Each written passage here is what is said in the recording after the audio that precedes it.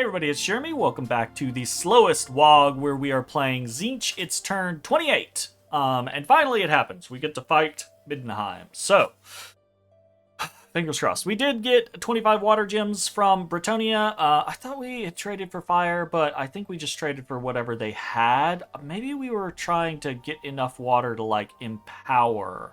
I think that might actually be the case.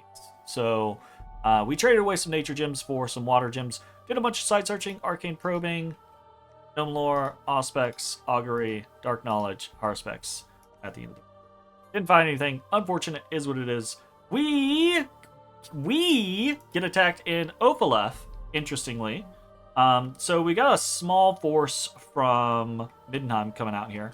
Bunch of mixed stuff. Some Imperial Dwarves, some Archers, some Wolfkin, Free Company, Halberdiers, just kind of the chaff, the leftovers. And then specifically we have some Ice Wizards down here, and some Order Knights mixed in with some White Wolves. So this is the real threat.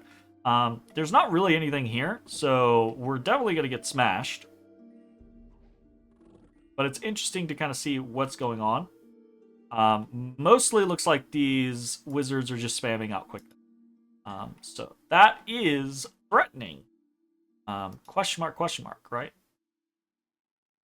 We'll see how that works. We're going to skip down here to Bagaloth because that's likely where they came from, right? So we've got this somewhat mixed force, a couple of chosen, some marauders mixed here or there, marauder horsemen, a few demons, little communion, right? We have a little communion down here. Which is probably a bad idea, because we have 2 slaves, 2 masters. They're definitely going to get themselves killed. But there's honestly not much here on the fort. I find this interesting, because this is a fair amount of PP. I'm kind of interested in why he didn't fight with this PD with the force that went into Ophaleth, right? Obviously, I don't think it would have mattered in the long... We're going to win this, right? Because there's nothing here. I have some more, but... yeah, I mean, our Warhounds are going to get chopped. But other than that, honestly, we're probably going to do pretty decent. The Forsaken Marauders are going to chop things up in the rear. Do decently well. Looks like we lost... Yeah, right. So we lost 37 units here. Now, I don't think the 47 units that went into Ophaleth would have turned this into a win for Middenheim if he had stayed on the fort. But I think they could have done a lot more damage if backed up by primarily these knights, right? So 2 White Wolf Knights, 3 Order Knights. The Imperial Dwarves are also pretty good, right? So I think with quickness on, those knights probably could have made a mess of one of my flanks. And this probably would have turned from 37 upwards to like 80 or 90 or something like that. We probably still would have won. But that's not how it went down. So hindsight's 2020. I'm just interested in that decision. Regardless, let's talk about the big... We got Middenheim. So we've seen our forces. We know what we're looking at, right? Bunch of Chaos Knights, bunch of Chosen, bunch of Marauders, bunch of Marauder Horsemen mixed in with other Archer units. We've got some Betties from a mercenary unit. We also have some Chaos Knights, and we have a bunch of Griffins in back. What are we up against? We don't have a lot of magic. We have flaming arrows. That's the magic that we base. What are we up against? We are up against a decently sized Middenheim stack, right? So Archers all kind of spread out. A bunch of mixed units, right? So we've got some Hunting Hounds. We've got some Dwarves. We've got State Infantry, State Crossbows, Halberdiers, Free Company, We've got a couple of summons in the back, right? We've got some Leogryphs, we've got some Fire Ants. These things can be kind of annoying. We've got some Griffins of their own. We've got some Yetis. Fucking Yetis, man. We got a bunch of units here. And there's a fair number of mages mixed in as well. Ice Wizards, Jade Wizards. We've got some Gray Wizards, Light Wizards. We've got Amber Wizards. We've got Amber Wizard Lords. Bunch of stuff all mixed in. So the question is can the force that we sent with relatively little magic deal with this? Now, there's not a lot of like elite tier units. There's not like a stack of knights or something that I think would be these really difficult units to deal with magic buffing them. So that's pretty fortunate for us. But we're also not tossing out a whole lot of shit, right? So let's see our flaming arrows go off.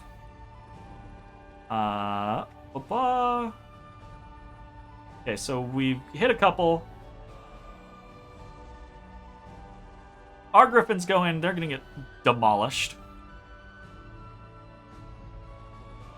Got Chaos Warriors. These Chosen Knights are very on their own. But they're pretty strong, so they're probably gonna deal decently with these Fire Ants. A bunch of Chaos Knights. We've got some State Spearmen running around the flank. Everyone's blue. We're both blue. I'm light blue, he's dark blue. So it's kind of hard to tell where exactly things are. These Chosen Knights are doing an amazing job considering they're unbuffed, just holding up that top flank, which is cool. Chaos Warriors look like they're doing well. We got some freezing going on over here. That's kind of interesting. I guess the Ice Wizards started doing some shit. Fucking Yetis. Freeze your own people, damn it. Alright, looks like the south and the middle have kind of been shattered. We did lose our top flank to the combination of just a bunch of shooting and Fire Ants and things like that. Looks like the Fire Ants are going to get picked off by ranged units.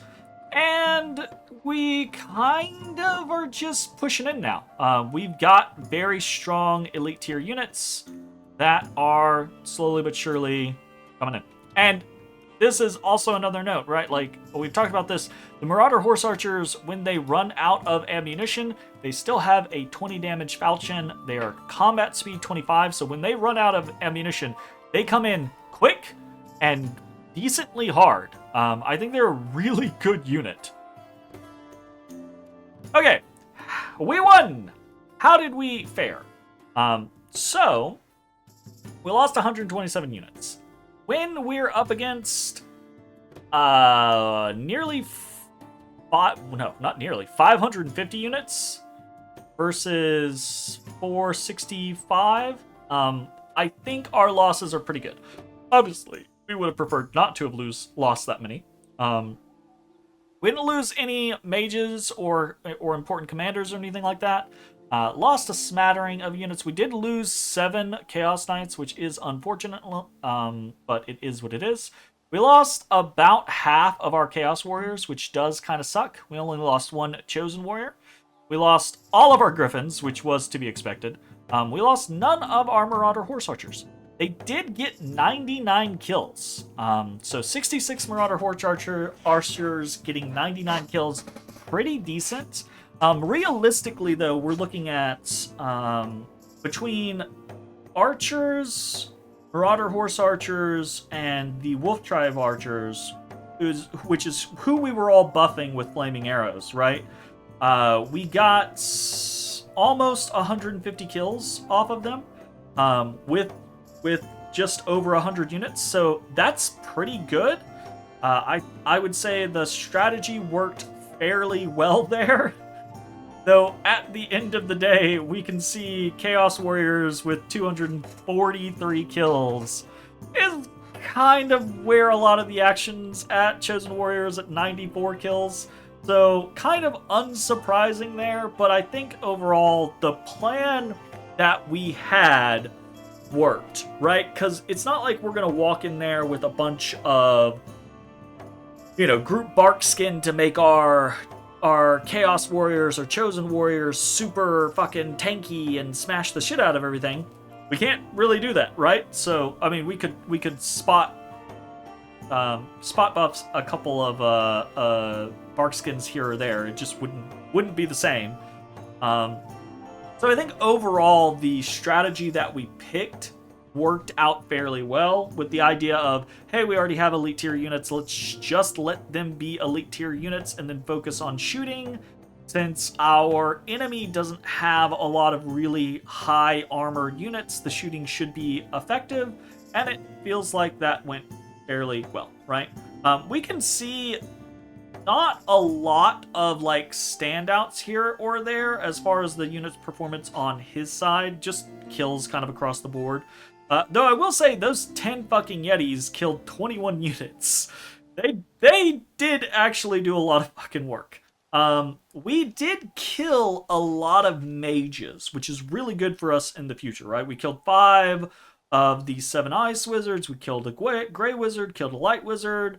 We killed 2 of 6 amber wizards. We killed the amber wizard lord. That's awesome. We won the battle, killed the majority of the forces. That's fantastic. But it can still be a pain in the ass if all of the casters get away, and then we have to siege, and they have multiple turns where they can just dump gems into summons, and it gets to be another annoying battle on the fort, or when we siege, or when we storm the fort. Fuck words. With the amount of losses here and what we retain, I'm not super worried about it. I think we'll probably have a pretty decent shot at this being a relatively easy storm. So that's good. Very exciting. Super happy about that. We also see fucking the dwarves coming in. Now, this is not an unknown to us. We've been communicating with the dwarves. They're going in on Bone Nose Tribe primarily to try to ensure that Bretonnia doesn't just get a 3rd cap for free. At the same time, they also want their piece of Middenheim, which is annoying, but it's one of those things when you're playing multiplayer games where you're just kind of like, everyone's going to vulture. You do your best to limit the amount of vulturing, but if you make a big stink out of it every single time, you're just going to fight literally everyone. And while we would prefer all of the provinces, especially since we did some of the work, Bone Nose Tribe did the rest of the work. They're not getting rewarded for it. But we would rather have the provinces that we can easily get and not bicker about the provinces that someone else is going to vulture, because our plan isn't to... We're not some rush nation. Our plan isn't fight. Our plan is take choice targets, tech up, and get to some of the really good stuff and hope that that is what makes the difference. So, we can see the dwarves come in Kuhir, which is a place that we kind of designated. Kind of interesting little scenario here. They've just got rangers coming in. These guys are actually quite good. Stealthy. Their great axe hits decently hard. They have quality throwing axes, which have a very low range, but hit fairly fucking hard. And they have decent protection. So, these guys do pretty well at just raiding. They're very slow, but they do that, which is really cool. It's obvious. Of course, it's just javelins with a different model, a different flavor, etc., etc. But they hurt. They hurt a lot, and it's really funny to watch someone roll up on a stack of rangers, and the rangers just all of a sudden go. So I enjoy that personally. I think I would really like playing the dwarves. We get to see them attack in Ashington. and this is a big stack. So this is scary. This is what the dwarves are actually kicking with right now. They have a metric shit ton of crossbows. And these are good crossbows, right? So they're going to be armor piercing. A little bit of the strength is added. Fire every 2 rounds. They have... where are the guys? Oh. They have a bunch of them yet? They might not have a bunch of them. We'll look in the... we'll look in the unit overview here in a second. What are they up against? Not a lot, right? So they have a shit ton of crossbows. They have a bunch of hammers in the back. These guys have massive ass hammers and natural 20 protection. Rune guard, 21 protection out of the gate. Rune hammers, so they don't hit as hard as the hammerers, but they are sacred. So they get to be fucking really crazy. And they've got a little bit of stuff here. They've got a prophet. This is what I was looking for. So these guys, engineers, are a unit that the fucking dwarves can just recruit these guys. And they have this rune of the engineer, auto spell, aim, and fire, right?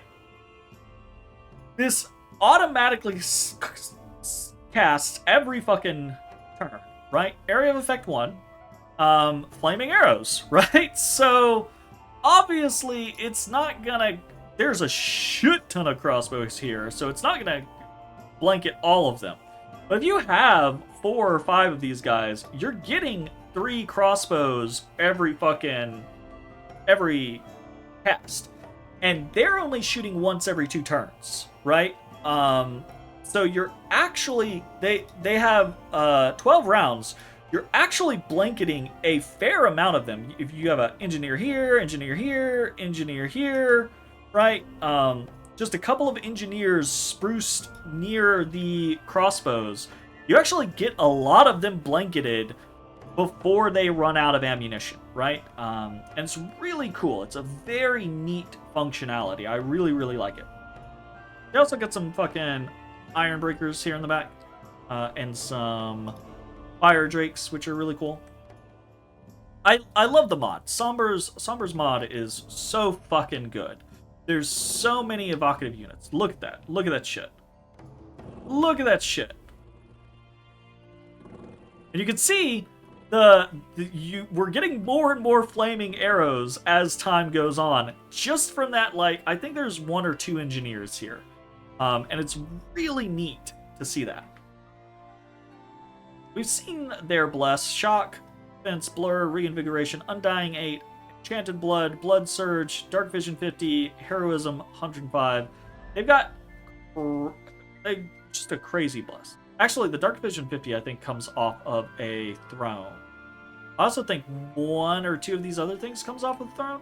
I don't remember. We'd have to check. Anyways, really, really scary army. If this rolled up against us, it would thrash us. Our Chaos Warriors do decently well. Yeah, he had 2 engineers. So a couple of engineers and you just blanket these fucking crossbows. These crossbows are so good. And they're not horrendous in melee, right? They're still dwarves. So they still have protection 14. They still they have 13 morale. That's not horrendous. They still hit for 17 damage with their hatchet. Still pretty fucking good. And they have siege. All the dwarves have fucking siege bonus. So they break everything like real fucking quick. It's crazy. Lost a single unit. They're... Oof. Fucking dwarves. Bretonnia also moved into Ashington this turn. And they moved in with some stuff, right? Like, this is a bunch of knights. Knights of the Realm, Grail Knights. So Grail Knights being there, kind of like big deal. They have the Duke of Aquitaine. Is he the one who... Yeah, auto-cast Arrowfin at battle start. So that's gonna be pretty important, because that's Air Shield 80. But it's not gonna matter against this amount of arrows. Yeah, that's a fucking problem.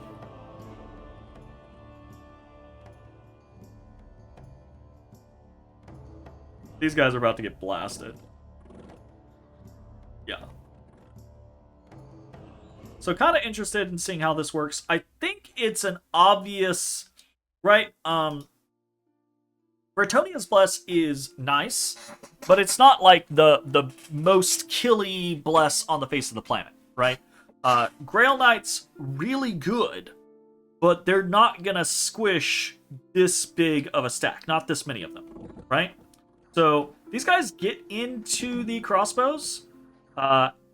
They do okay, but like I said, the crossbows don't do horrendously in melee. While the rest of the lines are just destroying. I'm not sure about all these hammerers in the back, right?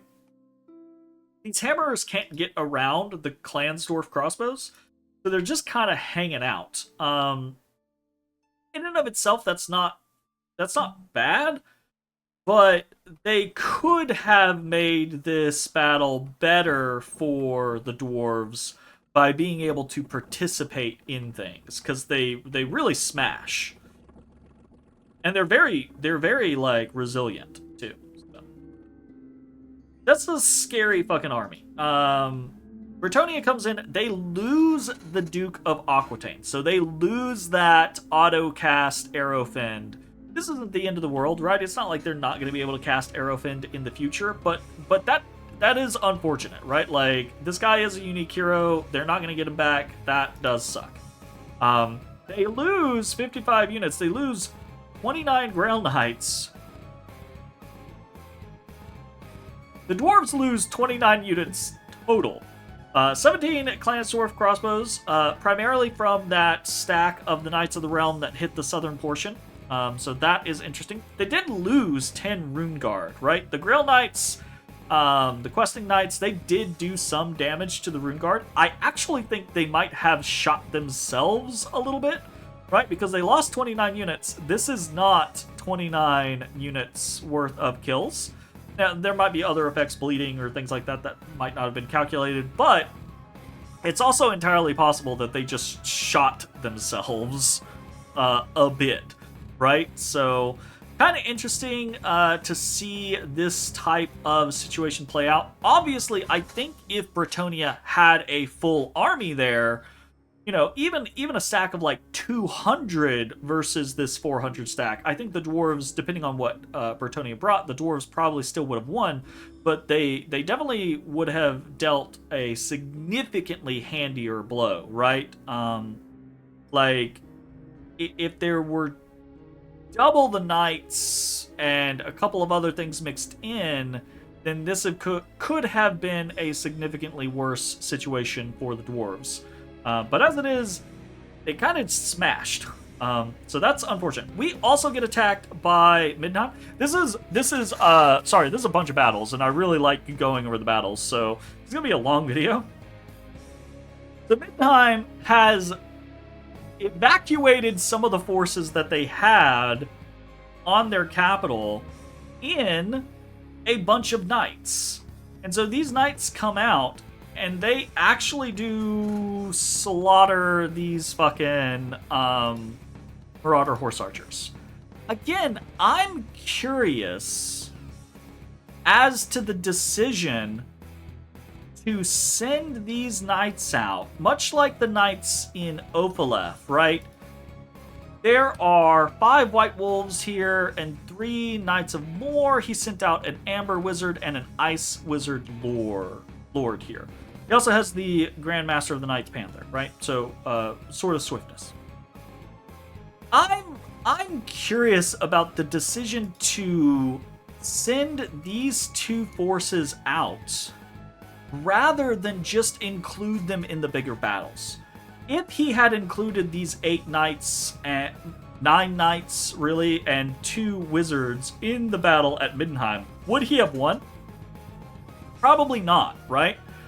But if you think about what happened on the north flank of the fight, where our Chaos Knights kind of got bogged down. They were first in. They got bogged down. They got killed by a combination of arrows, fire ants, yetis, that type of scenario. If that flank had also included 9 knights, as well as, right, like, Elector Count of Hochland, Elector Count of Ostland. I'm curious whether or not these... Well, maybe not the Elector Count. He's got a nice boo. They'll probably just keep using that. But basically, my point is I'm curious as to whether or not he had, you know, kind of rigged up a stack of 10 knights. And then, you know, group bark skinned them. What did he actually put on them in Osense? I know he... So we got group bark skin. We got mist form. So he ends up misforming himself, but, like, if he had that...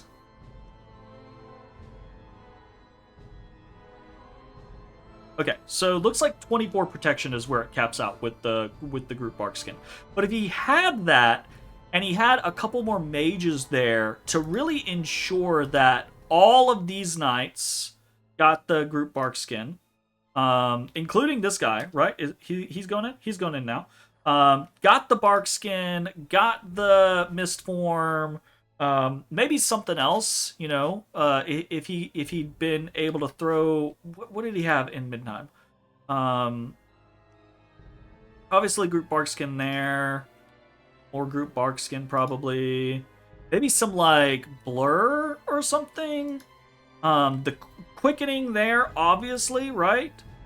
Some, if he, I don't know if he had it, but some moss body, right? Maybe some body ethereal if he had access. Obviously he might not have had access to all of these things, but if he did, that stack of 10 knights could have really fucked me up.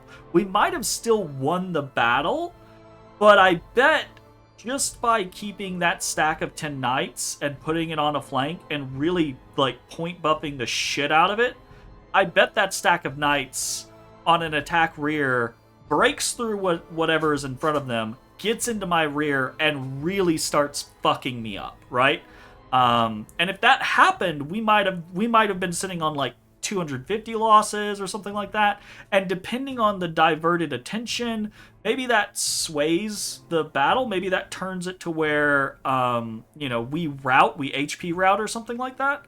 And even if it doesn't, right, like, obviously it's annoying to lose these Marauder Horse Archers, but at the end of the day, it's going to be inconsequential for the overall war, right? Like, if we take his cap, if we take his other fort, he's not going to take those back with this force. He's just going to raid until he dies. So I'm curious as to whether or not he included that force in the big battle and just really, like, buffed the shit out of them. If he could have routed my forces, or made it to where we had so much less that it really kind of, like, hurts us, takes us longer to actually break the fort and come after him. Anyways, moving on. We've been talking for 30 minutes about battles. I love battles. I love turns where I have a bunch of fucking fights to watch, and they're really interesting fights, especially in the early game, because the early thing the late game, it's like, a lot of times it's like, either one big play, I cast this big battlefield spell, I win the battle. Or it's, I cast every big battlefield spell and someone wins the battle.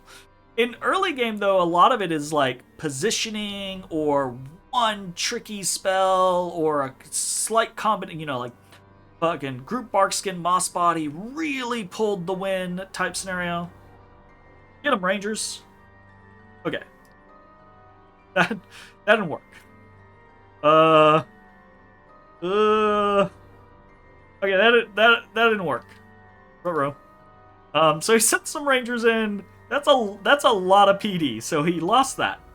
Is what it is. Okay, so we have first gate unlocked. We also unlocked second gate. So second gate unlocked. We get 2d3 blue horrors. We get 4 blue horrors. Very nice. 40 more secrets for third gate. I love that we just kind of took forever to get up to first gate and then went, boom, immediately second gate. So that's really awesome.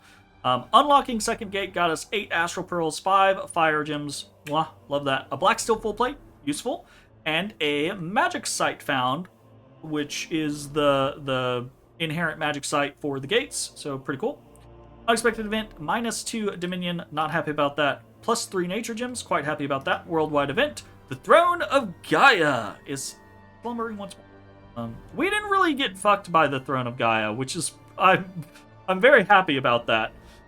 We have completed construction on the castle in Sirmiok, awesome. Started to destroy Bagaloth, severely damaged. Started to destroy Middenheim, moderately damaged. Okay, so talking about that situation, we are sitting on Middenheim right now with 550 siege strength. It is a big ass fucking fortification. So it's got 1500 wall integrity. If he'd killed half as much more of my army, it would take, right? As it is, it's going to take us 3 turns minimum to crack this, right?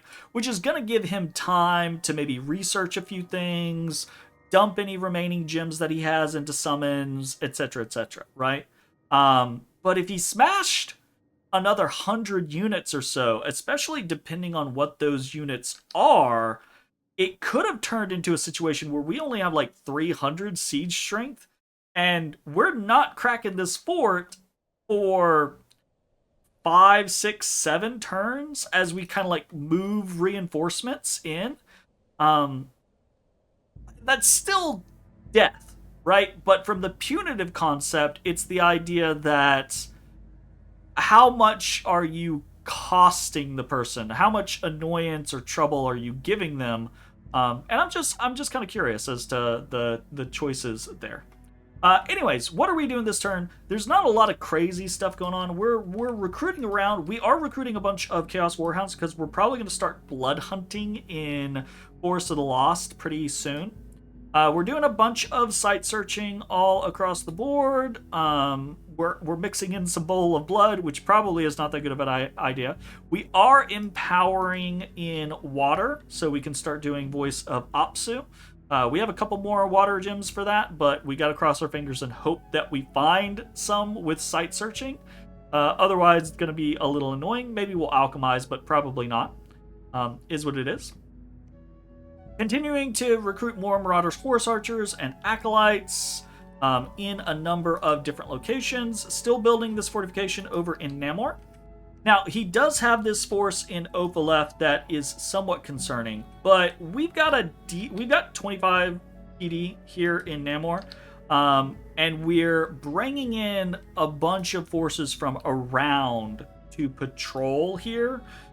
This might still get smashed, but if it gets smashed, it's only getting smashed because of these White Wolf Knights and the Order Knights, right? Like, everything else, absolutely we can take. It's just a question of, does he get decent buffs off on these White Wolves? Really, it's just quickening, right? But do they get a good placement? Can they fuck up the line? So that's really where our situation is and what our commands are. Attacking cavalry, pretty much, across the board. We also have our Marauder Horse Archers. Rather than shooting, we have them on the flank with the attack rear. With the concept of, even if we lose here, if we can get in behind and we can kill these Ice Wizards, anything that this stack has becomes a significantly less of a threat. Sieging on Bagaloth and on Middenheim, we are sending a small stack underground here to hopefully start taking the underground from Middenheim. We want to deprive them from as many resources as possible. We're popping down into Faldenberg to try to grab forces that ran away there. We are not bidding on the Troll Shaman because he basically lost all of his Betties, which, you know, it'd still be nice. We could try to, like, get him killed so that we could keep his Skull Staff or anything like that, but right now, honestly, I would rather have the money. Probably would have been a good idea to keep the Skull Staff around, but is what it is. And we're attacking up into Anasia, and trying to see... Oh, that's where we're sending the Trolls. So we're just going to send him up there with Horde of Skeletons, see if he can take whatever is going on there. And we're going to try to intercept this stack. So, presumably, this stack is going to roll around and try to be annoying and just raid me until Middenheim dies. So we're going to try to intercept this stack. We again, another attack rear situation. Not expecting that this is going to defeat the stack, but if we can get the Marauder Horse Archers into the back line of this group, they might be able to kill the Amber Wizard or Ice Wizard Lord, and in doing that, they make squishing the stack later on way easier, right? So you take away the buffs, and then these knights are still extremely powerful, but they're gonna take wounds, they're gonna get chipped down, and every loss becomes a very big deal for them. So that's pretty much it. I don't think there's anything else crazy going on. Research-wise, we are still a little ways away from Enchantment 6. It's turn 28, so we still got a little while with our whole goal of hitting Enchantment 6 and then running up Conjuration 6. But we're kind of getting there, right? So 2 more turns, we should have Enchantment 6 done and be prepped for when our god arrives. Really trying to prep as many fire gems as we possibly can. Not sure if we'll alchemize or not. Depends on the situation. And yeah, I think that's pretty much it. No crazy news from a world news standpoint. I think the biggest thing going on, right, is I think there might be a little war brewing over here, but I don't really know specifics. We lost a lot of our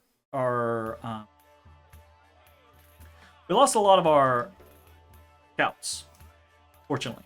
Well, lost them / moved them / have not been able to get them into the right places, etc, etc. So I think the biggest thing going on right now is Ashington, Bone Nose with Bretonnia and the dwarves. So we're gonna try to keep eyes on this and see if we can see a big fight here. I don't know that they're gonna fight. After that loss, Bretonnia might be like, nah, I'm good. Or they might be like, fuck you, you're not stealing this from us. So we'll see how things kind of turn out on the next episode. Thanks for watching. We'll see you next time. Bye-bye, everybody. Hey everybody, thanks for watching. If you enjoyed the video, consider leaving a like, commenting, or subscribing. It really helps me out. If you'd like to see me live, head over to my Twitch at twitch.tv/thedistanthorizon.